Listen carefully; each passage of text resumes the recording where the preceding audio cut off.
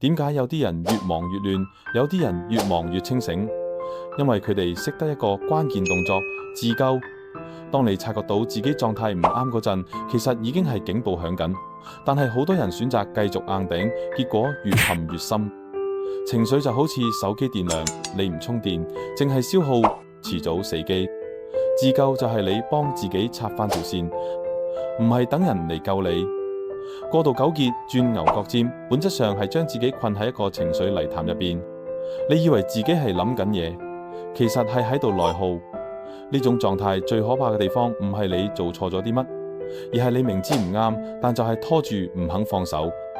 人生係長跑，情緒管理好難，但係最有效嘅方法，唔係靠人哋點你，唔係等時間沖淡，而係自省自救、自我調整。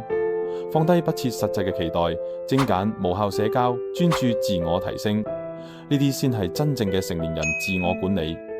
你俾邊啲人邊啲事消耗太耐，你嘅能量場就會跟住落。記住，你嘅能量場決定你嘅生活狀態。當你開始優化自己，唔再對錯嘅人抱期望，唔再為無謂嘅事糾結，你會發現好運都會跟住你。因為所謂好運，本質上係你狀態好咗之後，自然吸引翻嚟嘅結果。關注 Jackie， 用生死現場嘅救護思維，教你做好人生嘅情緒風險管理，及時自救，先係真正嘅自由。